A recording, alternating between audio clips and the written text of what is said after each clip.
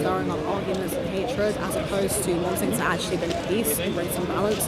And we know the Palestinian-Israel conflict is a very big problem right now. And I truly believe that one of these potential solutions for the Palestine and Israel conflict could be potentially to have a one-state solution, because with a two-state solution, I'm not sure that they'll be able to resolve their differences. But with a one-state solution, because really it should be about the people, it should be about, the struggling welfare of the people, not the, we almost need to forget about the conflicts going on above and actually look and think, look, what about the safety of the people? What about the safety of the children and all of those who are suffering?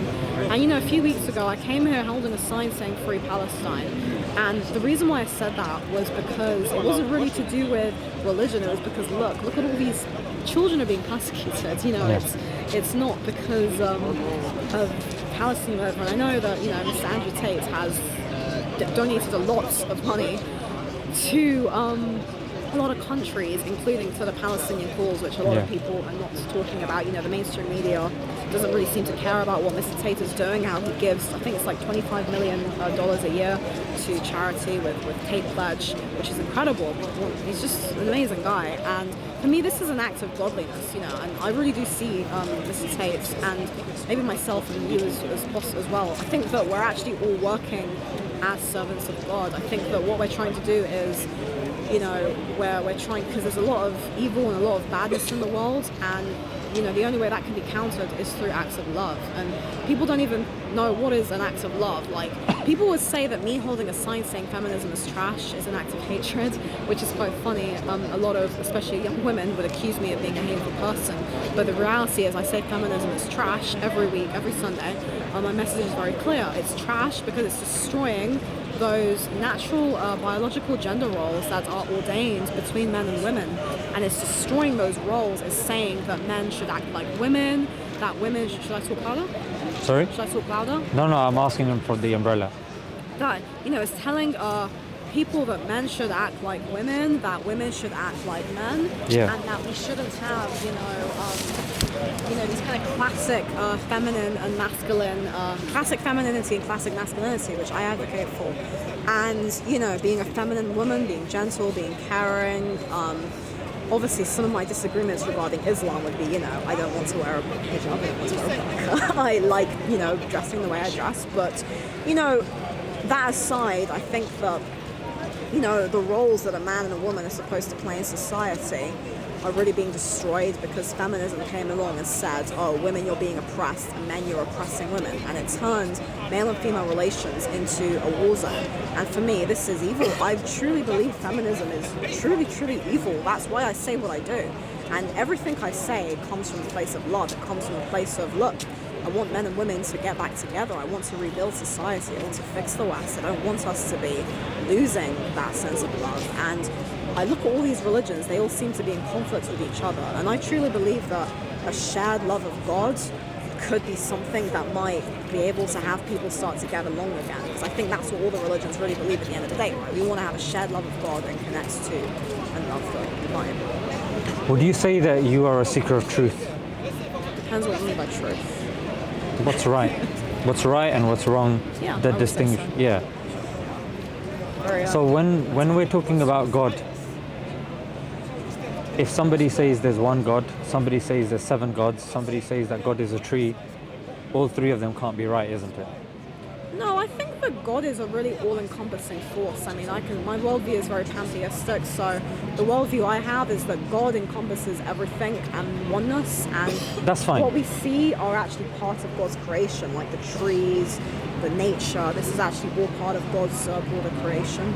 Okay, that's fine. But what I'm saying is, if somebody says, for example, 1 + 1 is 1, somebody says 1 + 1 is a triangle, somebody says 1 + 1 is a tree, there's one correct answer, isn't it? Logically speaking. Sure. Yeah. So then, I don't think it's raining, is it? It's drizzling a little bit. Should be right. Shall I keep the umbrella or? Yeah? Yeah, I can feel it, This umbrella is good, mashallah. So here's the thing now. When we've identified that, okay, because what you're saying is having love, not conflicting and, not persecuting each other because of religion, etc., etc. That can be done whilst adhering to a faith as well. Now, the danger or the risk of not doing so means that you're going to be merging these faiths. It's like, you know, when you're climbing up the stairs. Let's just say if I number the steps. If I'm on step 1, both feet on step 1, and if I'm trying to now put one of my foot on step 1 and step 5, I'm going to hurt myself.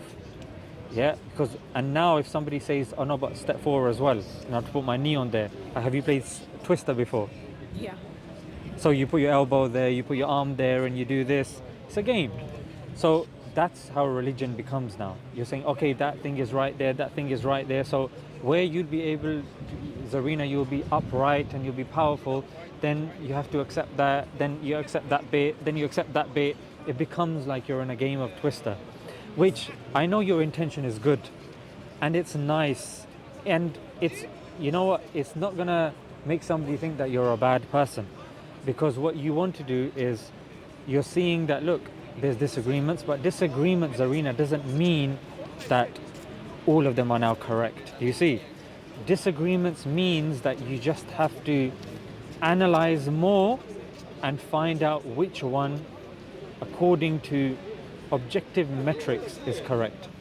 I don't think that it's I'll give you an possible to example. say that one religion is correct. So I actually think that all religions contain their own level of truth in them, and I think that all They of do, the old they do. religions, especially, they're all tribal, and they were passed down through different tribes. Especially if you look at, say, you know, people in the old days used to practice, you know, what some would call polytheism, ancestral veneration, animism. This is what people were doing. It was really, really passed down from tribe to tribe. But here's the thing, It's though. always a very tribal thing. I get what you're saying. practice. I get what you're saying. Now here's the thing. We don't believe that Islam started 1400 years ago. We believe Islam is the path to God, Allah, and it started from the first man, from the beginning, from the get-go. Approximately 124,000 messages have been sent to different nations, to different tribes, to different people. But then what happens is when one prophet is sent and then he passes away, then people deviate from the message. So then you have like a corrupt understanding of a God or of the divine, and then another prophet is sent, and etc., etc. But we believe that the Prophet Muhammad, peace be upon him, is the final messenger, the seal. That's why you will see certain characteristics within Islam that's not present in other faiths, mostly to do with preservation. Because whilst other religions, the books can be manipulated and changed, the Quran doesn't fall prey to that. For this reason, that it's meant to be the last. Now, when it comes to other religions having elements of truth, we actually don't deny that. That's actually not an issue. Yeah, there's elements of truth in many religions. That doesn't make it the truth. Do you see? Well, how can Islam claim itself to be the truth when Christianity, Hinduism, Sikhism, and that all say the exact same thing? Yeah, now you're asking the right question. That what makes Islam different to the others? Is that your question, yeah? No, I think they're all the same, actually. I think every religion is really the same. Okay, so when it comes to pure monotheism, Islam's the only one that claims pure monotheism. Why is monotheism the truth? Because whether you're looking philosophically, whether you're looking rationally, if you believe in an all-kind, all-merciful, all-loving God, it has to logically imply the singular and not a plurality. What's your view on deities? That's the view. That it doesn't fit the philosophical, rational view. For example, you're dependent, yeah? As a human being, you're dependent on things around you, isn't it? Food, water, etc., etc. The microphone is dependent on the battery, etc. Now, if we continue this, Zarina's dependent on this is dependent on that, and you keep going. You keep going. There has to be an end to that chain.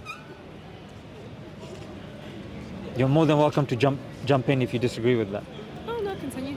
So if it carried on for infinity, we wouldn't necessarily exist. We can't exist because we need an end to that chain for us to even exist. For example, if I was to throw something over there in the park, for me to throw something, I say I need to ask your permission. You have to ask his permission. He has to ask his permission. And if it goes on for infinity, will I ever get to throw something? If we're constantly asking permissions ad infinity? No, because I haven't got the go-ahead. No one at the end of the chain has said, stop. Yes, he can throw it. Then he comes back. Yes, he can throw it. Yes, he can throw it. Yes, he can throw it. Yes, he can throw it. Yes, he can throw it. Yes, you can throw it. Do you think Then I throw it. Malcolm X was a prophet? No, Malcolm X is somebody that believed in Allah and the Prophet. He followed Orthodox Do you Islam. think he was a prophet to some extent because he was trying to emancipate his people from suffering? He was a phenomenal leader, not necessarily a prophet. A prophet is somebody who's divinely appointed. A leader is somebody that's appointed by the people and through their own merit. Okay. So coming back to that point of infinite regress, the end to that chain can only be one. So if we're talking about dependencies, Zarina, only one can be at the end of that chain. Hinduism believes ultimately there is one God, but they believe that there are other deities and the God needs to do this and send this and that, and is dependent upon this. We believe as Muslims, God is not dependent on the Trinity, which takes the Christian view out. God is not dependent upon, murtis, idols, which takes Hinduism out. I pray to a goddess, I pray to a deity. Well, that's what you do, but what I'm saying is that based on the principle, the Islamic principle, even if you align it with philosophy, philosophically there has to be one at the end of that chain. Yeah. And that one at the end of the chain has to be eternal. You agree with that? Sure. Has to have a will, has to have power, Yeah. intelligence, wisdom. That's our view of God.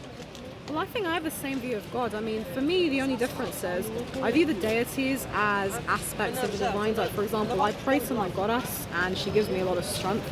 And for me, praying to my goddess, I also commune with spirits and with angels. And this actually helps me a lot because I view these, we'll say, metaphysical beings as people who help to keep me grounded and to help guide me doing whatever I'm doing.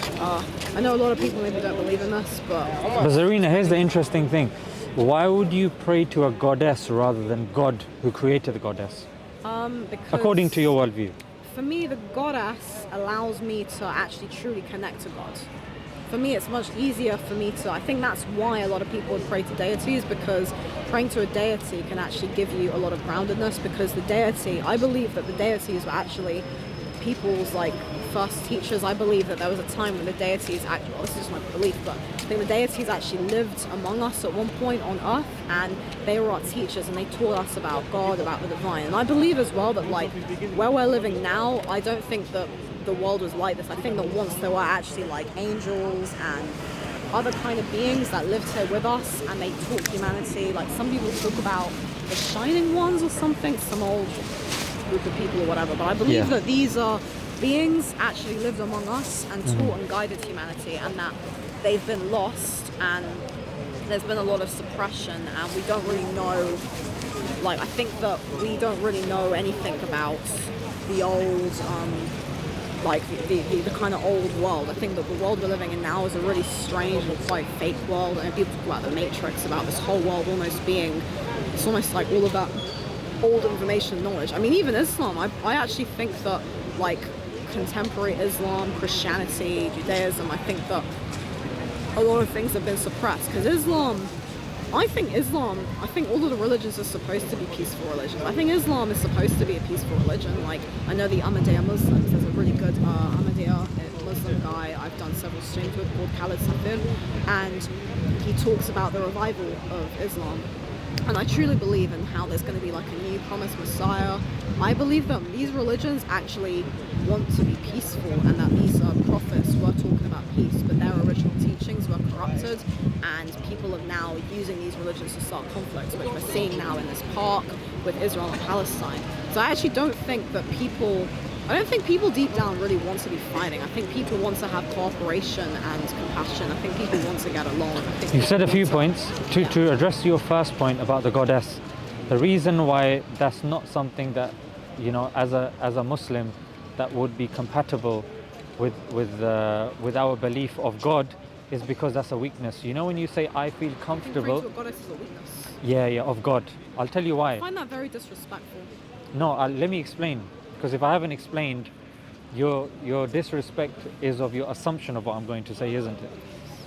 So the reason why I would say that is because God, when we're saying He's the all knowledgeable, all kind, yeah, all the lover of all, yeah, and there's a technical term,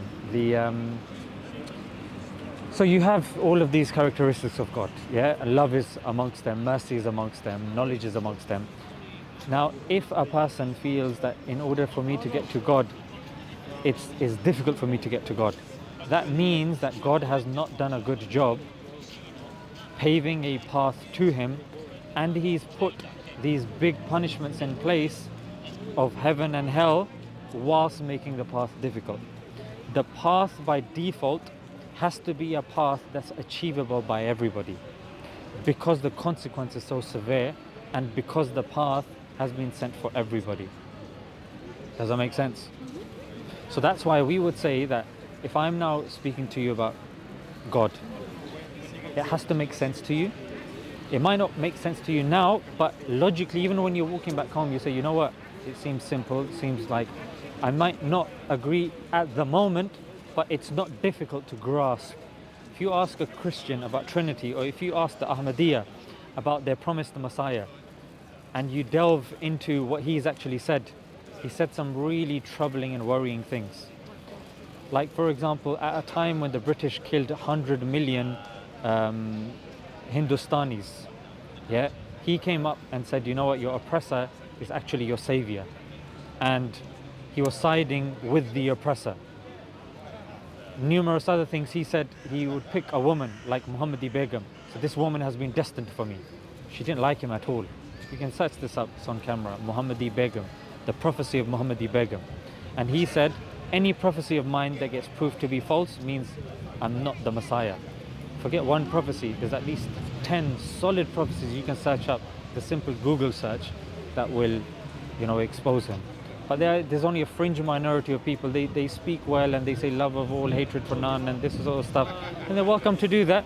But when you look at their text and the person who they claim to be a Messiah, there's some really troubling acts and things that he's done. One is with Muhammadi Begum, where he tried to force that relationship where she didn't want it. He said, no, but you've been meant for me. If you don't do this, you'll be cursed, and you'll be this, and you'll be that. That's just one of the things.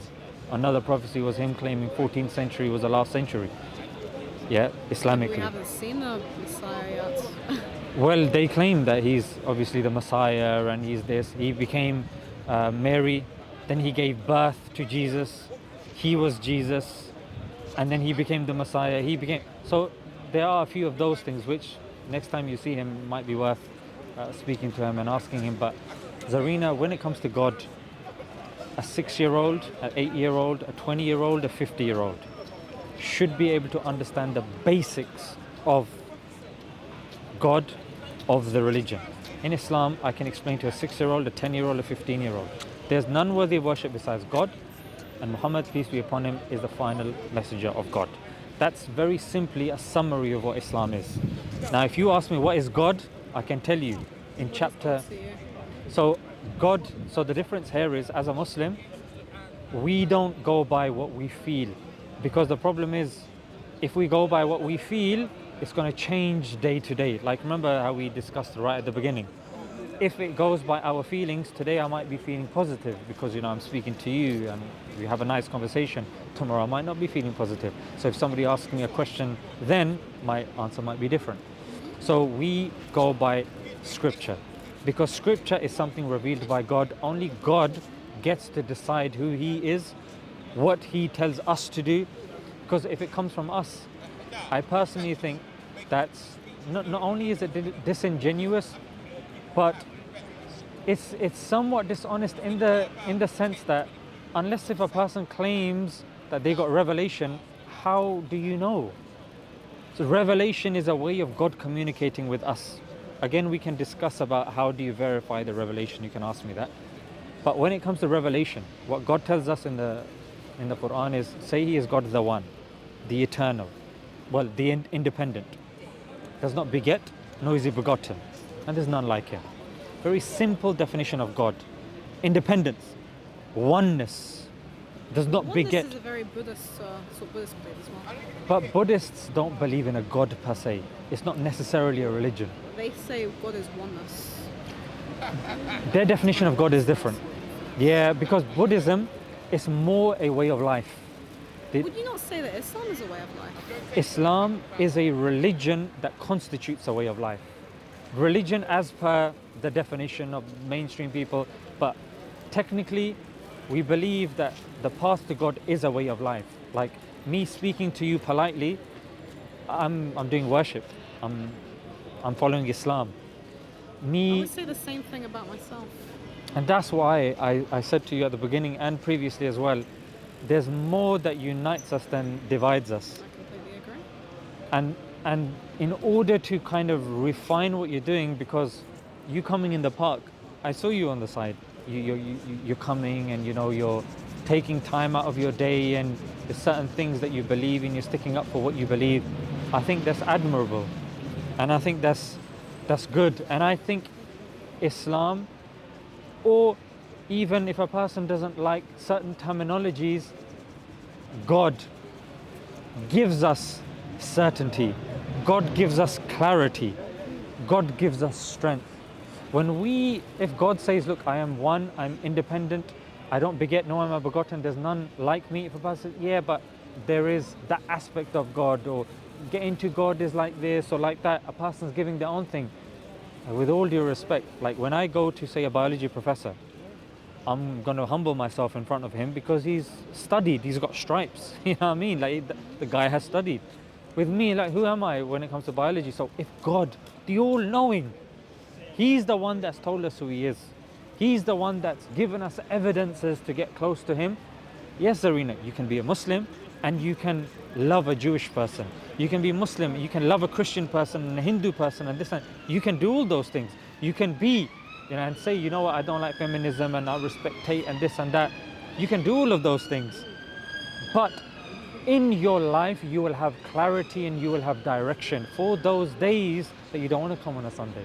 Well, I would definitely say my worshipping my goddess gives me a lot of clarity and direction. And I think that the way I connect to God is through worshipping my goddess. And this is how I connect to God. And this is what gives me clarity and direction from the goddess I pray to, from the spirits whom I commune with. What's her name, the goddess's name? It's the Egyptian cat goddess. I don't like to say her name out of respect. Oh, you don't even say her name out of respect, yeah? For me, it's a respect thing. It's the Egyptian cat goddess. Not saying the name, yeah? Well, it's funny, isn't it? They say do not take the Lord's name in vain. That's something I take quite seriously. But just saying her name without vain? Well, I just don't really like to. You don't have to, but I'm just curious. Just like, remember the handshake, you were curious. Yeah. So this is like a... Maybe there's a similar thing in a way. Okay. I will say about the handshake though, for me personally, because I watched the clip when you said about the reason why men don't shake women's hands is because it's seen as a commitment for marriage. Personally, That's not what I said. That was part of the reason. Part of the reason. Yeah. Well, maybe you said, but what the part of the reason is? For me, shaking somebody's hands is viewed as a form of endearment, and that's why I find it. I think a lot of maybe non-Muslim people might find it a bit cold when people don't shake hands, or even like hugging, because I think as like people we like physical contact, and I think that a lot of non-Islamic people might feel a bit maybe a bit cold from someone who doesn't want to shake hands or hug them. Even same with like the whole thing of a woman like covering herself. I think a lot of non-Islamic women might take that as a bit Would you oppressive. agree with me that Chinese and Indian people make up most of the population on the planet? Do they? Yeah, because they've got two of the biggest populations. Fair enough. And Indians, would you agree that... Oh, you need it, yeah? Would you say that Indians primarily follow Hinduism? Yeah, I mean, but even Hinduism isn't really a real thing, is it? Now, we'll come to that. And would you say that predominantly Chinese follow Buddhism? I mean, it's funny because these words like Hinduism, Buddhism, even Islam... In like, terms of our understanding. They've sort of been corrupted because it's like... I mean, look, I want to be very careful as well because I'm not a Hindu and I don't want to misrepresent anything to Hinduism, but I will say that in advance. But I know that regarding these religions, it's as if they've been given these names almost by like somebody else, because it's like what happened was people would kind of follow the religions of their ancestors. That's fine. We'll come to this, but let's stick with the point, yeah, which is, would you say in China they follow Buddhism and in India they follow Hinduism? Yeah, they follow these Typically, schools of thought, yes. In Buddhism, they don't shake hands, they bow. In Hinduism, they don't shake hands, they join the hands and then they bow. So that makes up majority of the population of the planet. If you now include 1.8 billion Muslims who believe shaking hands is disrespectful because you are now invading the person's private space. Now think about this now. The only people that have told you that shaking of the hands, nay, even hugging, even the African tribes, if you meet them and you go for a hug, they will deem that to be extremely disrespectful. Now, who has convinced us that shaking of the hands and hugging is the normal thing to do? It's the Europeans. Again, it's just a different way of again, it comes to this whole European-centric, Eurocentric view that this is our way of determining what is right or wrong by what the quote-unquote white man does. Maybe it's just that different cultures have different ways of expressing endearment. So the French, for example, like to kiss on the cheek. I think that's quite sweet. And maybe it's just that different cultures, the way in which people greet each other different. Because like, for example, different cultures would have certain temperaments, and it's like a culture where people are very like, I don't know, very tactile, like that's part of the culture. Like I know Latin America, for example, they're a lot more tactile and stuff, whereas I think Western Europe is a bit colder. People are not maybe as tactile. I know that's a stereotype for Germans. I'm not really that well traveled, just making this. Yeah. That's fine. I mean, it's good you've acknowledged that, because Zarina, when we look at where the information is coming from, that's when we realize, oh damn, like the world is different everywhere. Exactly. And Eurocentric view is something that does need to be identified. Yes, I agree. And does need to be challenged in moments like this, because especially if you're going to another country and you're saying, oh, they're doing this, that's wrong. Yeah. I agree. Well, it's interesting you say that, because it's like, for example, with Christianity, with the Catholics, when they went to like certain parts of the world to conquer, they said, oh, your worldview is savagery, and they said you're savages and you're savages. And it's interesting, isn't it, how people would come to other cultures and say your worldview is savagery. Like you've got these tribes where women dance around naked, and it's not savagery. Like me saying, oh, you're not shaking my hand is rude, but it's like, well, actually, maybe it's not rude. Maybe that's just his way of life. And maybe in order for people to be more respectful of different cultures, we need to actually see that like it's not necessarily savagery or rude or idolatrous. It's that the world is different, and that's why globalism is so dangerous, because they want to sort of destroy people's cultures and have everybody have one world thing, rather than saying, no, this culture is different, this culture is different. But I will say, just if it's okay to say on that, I do truly believe that cross-culturally, one universal thing regarding the world, and I think we can all agree on this, and having said this at the park, men and women are different. I do think that regardless of where you go in the world, regardless of your culture, most of the world would agree that men are men, women are women, and there's no such thing as non-binary. That's really the crux of my message, and I actually think that is what is really, really, really destroying the West, is the people have forgotten that men and women are different. I would undercut that with one other thing. Sure. I would undercut that with, where has this thought come from? Feminism and Marxism. And where has that come from? Marxism. It's come from liberalism, which has come... No, actually it's come from, because Marxism is very different from liberalism.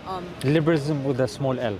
Philosophical liberalism. Because classical liberals are also very against feminism. You're looking at liberalism with a capital L, Yeah. which is in terms of politics. I'm saying small L, i.e. philosophical liberalism, which is one aspect of which is the splitting of church and state.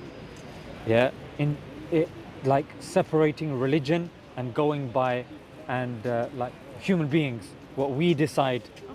That's that's what we decide That yeah, is wasn't reigning as necessarily well. a bad thing because I think a lot of those liberals were actually challenging a lot of the repression. It of the was bad. church. Shall I tell you There why? was a lot of repression of the church and stuff, so I think they were actually just challenging that. Repression of the church doesn't now mean that you split it completely. Because the church was sort of abusing their authority, so I think Yeah. those kind of liberals were just trying to gain back power for the people. But then when the church was, when that issue was solved, surely should have rejoined afterwards, isn't it? Because once the problem's been solved, then you revert back to what worked, isn't it? I mean, the problem sometimes with these organized religious institutions is that a lot of them would kind of use religion as a way to abuse their power. And I think ultimately, if we're going to move forward and have a more godly world, which I think both you and I genuinely want, I think a lot of people want, is actually starting to see how religion or following in the path to the divine can be used as a way to actually bring people together rather than as a way to conquer and divide people and destroy other people's cultures and faiths. I think that was the biggest problem, especially with the Catholic Church. It's the same with the rise of feminism as well. That one of the reasons feminism arose, was because people claimed that men were abusing their power. But that doesn't, and this is what you fight for as well, which is that just because that was done doesn't now mean that you erode masculinity completely. Absolutely, and so, also it was so I would a say very that small minority of men. I would argue that feminism is women abusing their power. I think feminism from day one was a female supremacist movement. And Zarina, I would say the same for religion, that if you look at academics like Karen Armstrong, who've written books like Fields of Blood, she's said the same thing, that if you look at majority of the religious wars, they are actually based on politics and geopolitics. And that's where these differences and that's where these issues come from. People will weaponize that and they will claim to be attached to that, but upon closer inspection and analysis, you realize that no, it's not actually Islam that says that, it's not Christianity that says that, it's people that use these religions and weaponize them for evil. Yes, I completely agree. So coming back to your point about the goddess, like what's your evidence that that goddess exists? Well, for me, because all ancient cultures used to worship goddesses, and for me this is very important, especially as a woman, because I think that one of the biggest problems with these, say, modern Abrahamic religions is a lack of goddesses and a lack of honoring the divine feminine. And this honoring of the goddess is, the goddess represents that feminine aspect, and I think, the feminine aspect of the woman. And all ancient cultures had goddesses, statues of goddesses, and this idea of reverence for the woman and reverence for the divine feminine is important. And for me, this is where I gain a lot of my influence regarding being anti-feminism, because for me, this idea of women tapping into their divine feminine, of being feminine, is actually a very big spiritual underpinning with it, and I gain a lot of influence for that. Would you say the Western woman is more feminine, or would you say Muslim women are more feminine? In a holistic, general sense? I mean, neither Western nor Muslim women really adhere to what I consider to be classic femininity, I would say. Which is? Well, when I think of femininity, I suppose for me the feminine ideal is this whole idea of, for example, no disrespect to either, but I do see kind of two extremes in a way. Like, for example, a woman wearing a burqa versus a woman being overly promiscuous. These two images of the woman, for me, represent what some women would dub the Madonna and the whore, or the good girl and the bad girl. And this is something that I do see that comes from the Abrahamic religions, especially Christianity. This idea of women are either good and chaste and virtuous, cover yourself, cover everything, or overly sexual and over the top. And for me, the resolution with that is the woman being the feminine, i.e., for me, someone who I've always viewed as a feminine ideal is Marilyn Monroe, because I know she's just like a person, but for me, Monroe represents that balance of a woman being, sexy and sensual, but also being, kind and gentle and feminine. Or even you could say the Disney princesses. Okay, let's stick with your example. That's interesting. Let's break that down. You said Marilyn Monroe. First thing you said was sexy, yeah? So Marilyn Monroe, she would wear obviously skirts. Yeah, she wore nice, elegant tight dresses. Yeah, tight. Elegant clothes. Yeah, elegant, which was tight, which was revealing. Not in the same way that someone like, say, Cardi B or I agree. Nicole Scherzinger. I agree. Yeah. So, but nevertheless, showing one's body. What's wrong with that? No, I'm just asking. Do you think that's part of? I think that women are part of, maybe men don't really understand this, but women by nature want to feel attractive, because I think women by nature want to feel attractive and want to be attractive to men. And the thing is that when a woman is very, very attractive, that actually, I don't know how to explain this. If a woman being very attractive and very desirable increases her attractiveness and magnetism, meaning that if a man goes with her, if other men look at her as being very attractive, it actually makes him appear better. That's why you have the concept of the trophy wife, of, oh, my wife is very beautiful and desirable and other men are looking at her. But the fact that I now come as the man, meaning that I'm the man and I'm in charge, I'm the dominant one. So other men might look at her and find her desirable, but because I'm the man, they're not going to challenge I got you. Because a lot of, like, say, like, I know, like, for example, in Mad Men, you have this thing, you have these men who are, these very, like, dominant males, and they have attractive wives, but it's like, it's the whole thing of the look but don't touch. And this is a very feminine thing. The desire, I kind of made a joke about it with Mr. Dawah about what if I want you to look at me, and I was joking, but the actual root I was trying to say is that women, part of being feminine, the feminine desire, is the desire to be perceived as attractive. Because, for example, if I was standing there at Speaker's Corner wearing a burqa or hijab, it would not generate the same levels of attention. There's actually a very psychological reason why. Let's pin this down, though. Let's pin this down. So you're saying, correct me if I'm wrong, a portion or part of quality of femininity is showing one's body, yeah? It's not showing one's body. What I mean is that the desire to be perceived as attractive to other people is a very, very important part of being a feminine woman. Most women, like, so you don't have to show your body. Well, it's because show your body. Like, women, there's a reason why women wear certain clothes, like, just the hourglass shape. Like, women want to have their body shown in a way, but it's like the feminine figure. Again, if you think of the goddess, like, if you look at a lot of these goddesses, the way they dress, they wear certain clothes, it's that idea of looking at a woman in the reverence and the beauty. And I do think that pornography has actually really harmed this a lot, because pornography is... What's wrong with pornography, though? Well, pornography has actually really harmed the way that a lot of men look at women, because instead of looking at the feminine body as being beautiful and wow, it's like reducing the woman's body down to like a commodity. So I think that's but a big then problem with Marilyn Monroe, she shows her arms and legs. That's not the same as being... No, but here's the thing, though. Somebody showing her arms and legs, but somebody says, you know what, I just want to be in a bra and panties. Where do you draw the line? Well, I think Marilyn Monroe was very good at dressing in a way that was elegant and classy and feminine, and I think the same would go for a lot of those Hollywood female icons like Rita Hayworth, and they would dress in a way that was very, very feminine and showing themselves, but without... That's not what I asked, though. I'm saying, where do you draw the line?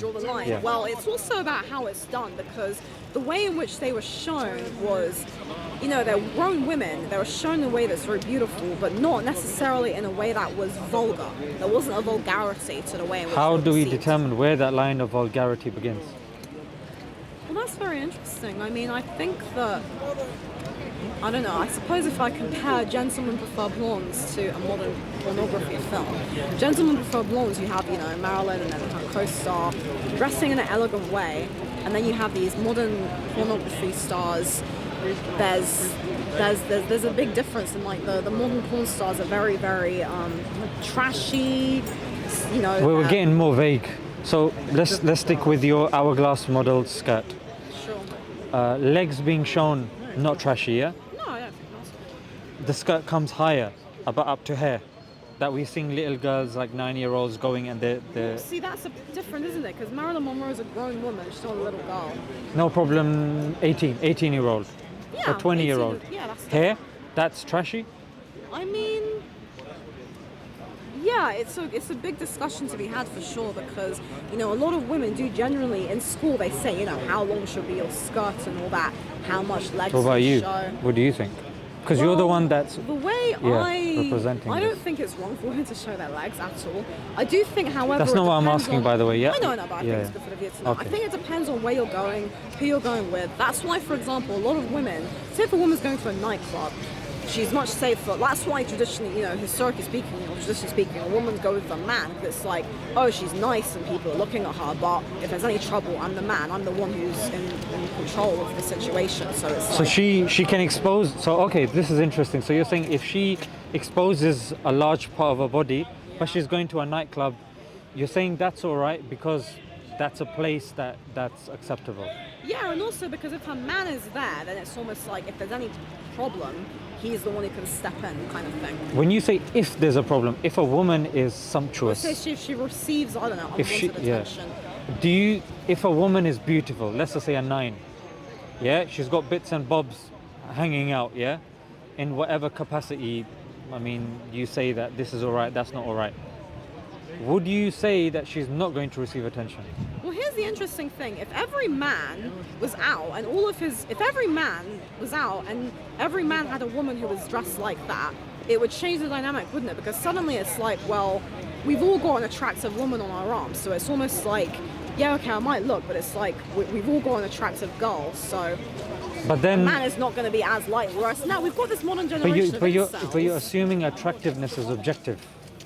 I think it is. Free Palestine, nigga. I think that attractiveness is based on averages.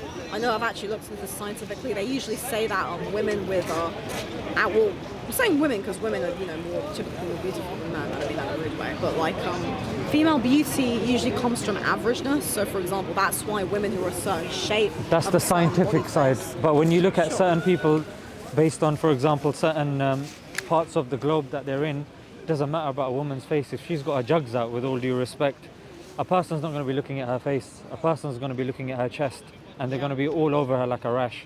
So if we take the logic that you're saying, that if all women just lower the standards of showing their body, then it desensitizes, that's what you're saying, isn't it? It desensitizes the people to the lack of clothing and people can express their beauty. But what you're now doing is you're correlating a person's femininity and beauty with reduction of clothes. No, And I when wasn't saying that. What I was actually saying is that a big part of being a feminine woman is celebrating and highlighting female beauty, and a lot of women And you're correlating have always that, done that. yeah, and you're correlating that with, but not specifying specifically to showing parts of the body or wearing tight clothes. Well, but here's a but here's the interesting counter thing. argument. Let me know what you think about this. Yeah, if a woman is in a burqa and a person converses with her, if a person converses with her, respects her, and falls in love with her, as opposed to a woman that's got her big jugs out, that's waxed her legs, that's done all of that sort of stuff, and color coordinated and all of that, would I be unreasonable in assuming, generally speaking, that the man that's standing in front of a woman that's exposing her body, his falling for her isn't as pure as falling as the other man who fell for the one in the burqa? It doesn't really make sense to me, because one of the first things a man looks at is a woman's attraction, and it's like if a woman's wearing a burqa, then where's the sexual attraction?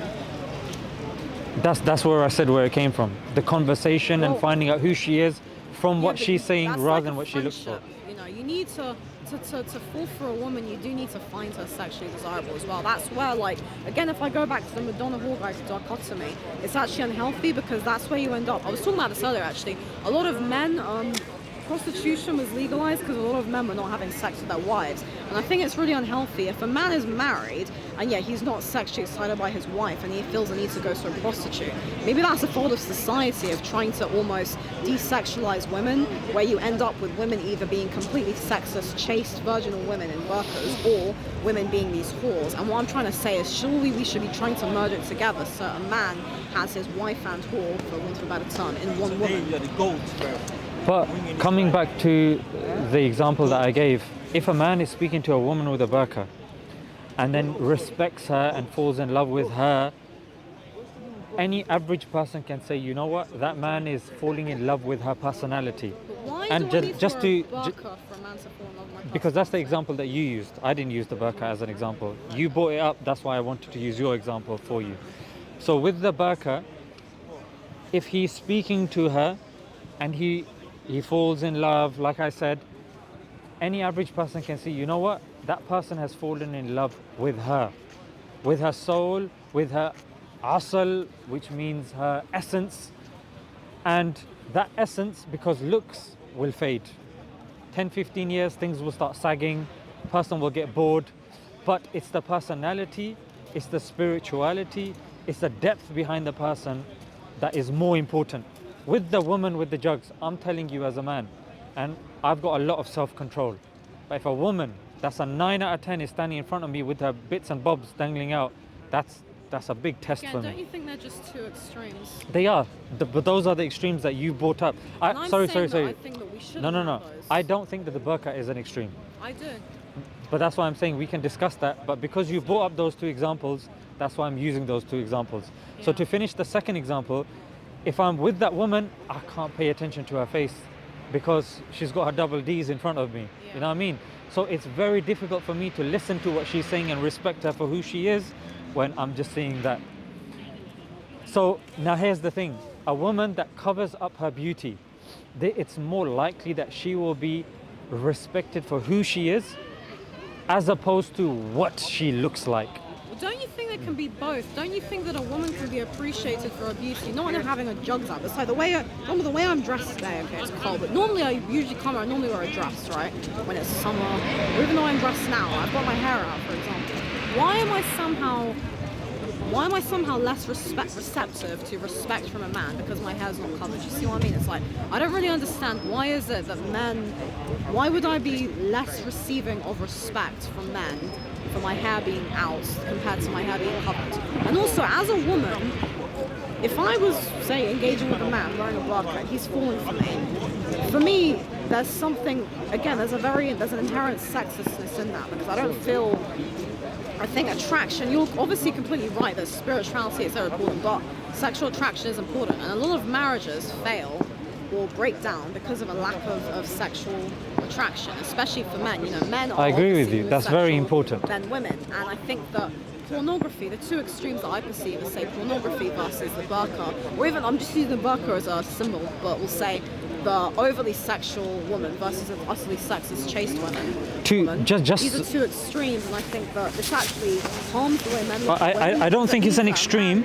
Well, I do, because I think it actually harms the way men are able to look at a woman, rather than seeing women as, because like if all women dress, let's say if all women university all wore nice dresses and they don't necessarily have their tits overly out, but it was like... Zarina, let me just finish the example. You know why? Because I think some people will get a bit frustrated that I haven't given one important addition to this, because that might kind of... You know what, bro? Are you there? Is he there? Sorry, do we want to finish soon as bro, well? just close this, please. Do we want to finish soon? We can do, yeah. It's up to you. I don't want to keep you if you don't want to be here. 10 minutes or so. No, just because it's a bit getting gone. Sure. That's absolutely fine.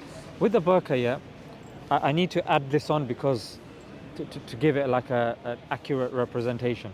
So with the burqa, if I'm speaking to a woman and then I respect her and this and that, and you know what, I think she's fantastic. The next step now is I can see her without the burqa. Bear in mind, the hijab and the burqa is only put on when she leaves the home. Her family sees her without the burqa, her husband sees her without the burqa, so it's only a select few people. Yeah, so that's a very important addition to make, because some people think she's in the shower, she's wearing the burqa, she's with her brother, she's wearing the burqa. No, it's with the people that she shows herself to Islamically, that's the burqa. And I think that was very important to add in, because it's used as an extreme, which it's not. It's a woman, like for example, the corona mask. Many women, when COVID had somewhat ended, they still felt so comfortable in the mask because they didn't get people wolf whistling at her, jeering at her, making passes at her. She was able to just live the way she is.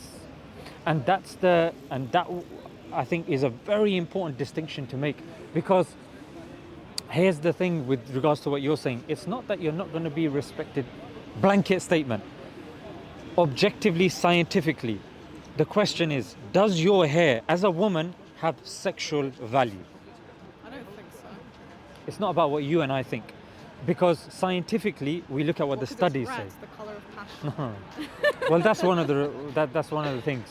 But here's the thing. Scientifically, the woman's hair has sexual value. What's wrong with that? I'll tell you. So when a woman's hair has sexual value, that means she's giving off sexual vibes. Isn't that a good thing? Not necessarily, because there's a difference between lust and love. I agree. Lust- I think that they go together. Let me just finish the point, yeah? Because you've got good points. That's why I don't want to just brush past them. So I'll just finish this point and you can just jump in. So you've got makeup on, you've got your hair out. So with the hair, scientifically speaking, there are plenty of studies that have been done to say that hair has sexual value. And when a woman is sexually aroused, her lips turn red. You didn't hear that? Well, I'm laughing because my lips are red. Yeah. It's just aroused lipstick. You're not. currently, though. You're not the only one. But makeup is rooted with a woman making herself more sexually desirable to a man. Yeah. So yeah. So I was saying that earlier. red lips, rouge, longer eyelashes. So here's now the distinction: do you love that woman, or are you lusting after that woman? Both. But that's the thing, though. You have to lust after the woman that you're in love with so that you can have a sexually satisfying relationship. But what would you say is stronger, lust or love? Well, Immediately. I think sex should be part of love. That's what I was It's not about what you think. As a man, what do you think is a stronger driving force for me? Love or lust?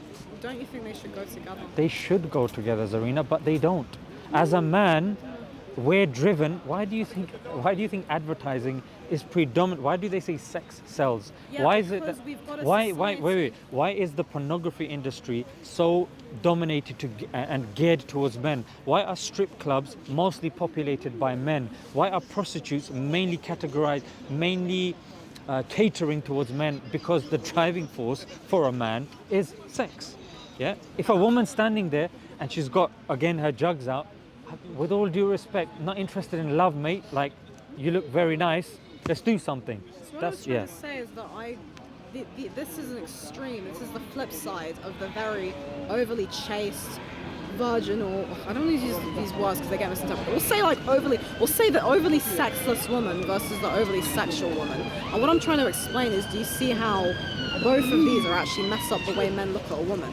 What I'm trying to say is that love and lust should go together. Is that ideally every man should have a lovely, Ideally, healthy state. they should. If we lived in a healthy, homogenous society where it was safe, why would women need to wear burqas? Zarina, we don't though. That's the reason. Look, Zarina. Why would a woman need to wear a burqa? 'Cause Look, a lot of the reasons Zarina. Why is it that afraid. men are saying that a man can be a woman and a woman can be a man? Why is it women are saying we don't need men? Because we don't live in an ideal society. That's why we need, Zarina. That's why we need you to come to the park and tell us that feminism is trash. Do you see? It's because, look, there is an inherent desire amongst human beings to reduce human effort, to lie, to succeed using the quickest way. As human beings, sorry bro, you got the umbrella? God, it's raining. It's just on and off, innit? So what we're saying is, yes, you're right, Zarina, but what I'm saying is that typically, genetically, physiologically, the presence of testosterone in a man means that man is thinking through his private part. Yeah, I'm well aware of this. And what I'm saying is a potential solution to this could be for women to move away from the whore versus overly. But there's a bit in the middle that you suggested, and that's why that's why I said that. Look, a woman in a burqa, she's in a burqa because of. I don't think women really want to wear burqas. It doesn't matter what they want. Yeah. What? No. What matters is, for example, look, if somebody comes to you and says, "Look, I want feminism," you're gonna say feminism's trash. Do you see? Like, with all due respect, you're saying it doesn't matter what you want. What is the reality? And look, that's why we're resonating so much, because we're actually more closer than you think. Because, look, this is where we started from. I said that, look, you need an objective morality from God. And if we accept, before the conversation proceeds forward, there is a God, He sent revelation, and He's true what His revelation said. I can prove, I can evidence that you've accepted it. Now it then logically follows what God has said is true. That's why your person of respect, Andrew Tate, has taken this. Now, Andrew Tate is a man of cigars. I That's probably agree with what I said regarding women obesity. no, because with I him, don't think he thinks women should wear burqas. Andrew Tate thinks what the Quran says because he's accepted Islam. When you accept Heard Islam, that the Quran doesn't actually say women should wear burqas. It just says they should dress modestly. no, the Quran talks about the hijab. The burqa is, generally speaking, women that wear the burqa, they are going above and beyond. Yeah, that's not, according to the majority of the Muslims, burqa is not an obligation. Yeah. Now, but the thing now is, when you're titling it as, look, that's an extreme, or that's this, that's that, that's where I will have an issue, because that's an extreme to you coming from a Eurocentric point of view. Sure, But I don't think they wear burqas in other societies. they do. I mean, again, if we're talking about actually like African tribes where women walking around with their breasts hanging out and it's not perceived as sexual, it's actually perceived as part of the culture, because in those societies they're much more homogenous and stable, so it's actually safe for the women to like not have to like be covered. And also it's hot, so Yeah, so again, with religion, we're dealing with the whole planet. We're dealing with the whole of civilization, and there are laws, that are applicable to everybody. So that's why it was so important for us to determine that there's a God, there's an objective morality. Now, whatever God says, it's beyond me, it's beyond you, we do it. Why? Because God said so. I believe in God. That's my morality. That's how that's the thing. So the burqa, that's the perception that I was coming from, or the angle that I was coming from, that if a person's a Muslim, it doesn't matter what you think, with all due respect, you're not eating pig. Like if you're a Muslim, you don't eat pig. That's it. If you're a vegan, you don't eat meat. You know what I mean? If you are anti, this, then you don't do that thing.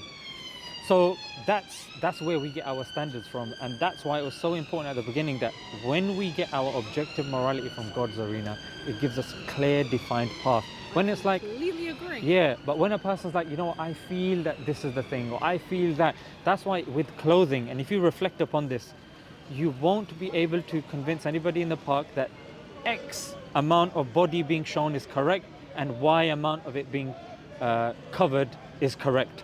Why? Because left to our own desires, it's... Well, again, I was talking earlier about the goddesses, about how, the way they would dress, and how, like, the perception of feminine clothing, and how that was linked to the You did. And what was interesting with that is, the point that I wanted to raise was that I would argue that Muslim women are more feminine, depending, of course, on the definition, are more feminine than, say, the Western women.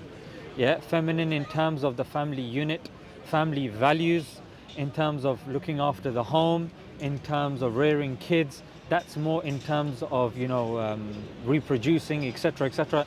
These are all issues that Western societies are now suffering because of feminism. They're more feminine because they wear sexy clothes and high But that's why I'm heels, saying so- that we can then discuss So and maybe debate. we can have both. Maybe we can have women being, again, not over the top. We can have women being family oriented and being caring and gentle and nurturing. Let me just feminine, finish the but point, also before I forget. being, looking nice and elegant and like. Yeah, we will come to that. But what I'm saying is that you can be feminine, and Muslim women are feminine without the presence of a goddess, by believing in one God, by believing in the Prophet, by believing in the teachings of Islam. They would claim, if they would hear, if they were here and you'd speak to them as well, we are feminine. We don't need a goddess. We don't need, a model with wearing certain clothes to tell us that is all present in the Quran. We don't need, and we're not dependent upon an idol. We're not dependent upon a example.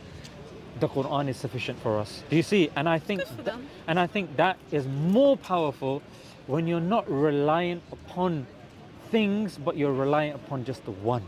But I do believe in the one God. That's you. I connect to the one God through the prayer of a goddess who I perceive to be a much more powerful and much more ancient being than many would even begin to understand. Would you like to finish the talk? We can. I was just going to ask you now. Yeah. You want to go now? Yeah. Discussion. Yeah. No. It's always a pleasure. Thank you. It's Jannah, right? Samile2Jannah. Yeah. Samile2Jannah. So you've done the Ardurul. Ardurul. Yeah. So yeah, it's Samile2Jannah. Samile2Jannah just means smile to paradise. Yes. Yeah. So Really love. I mean, I love talking to intelligent people about Thank you. interesting things. Thank you. Yeah. And I wish you the best. And You too. We should, if you'd like, we can do another one in the future. of if course, you'd like of to. course, of course.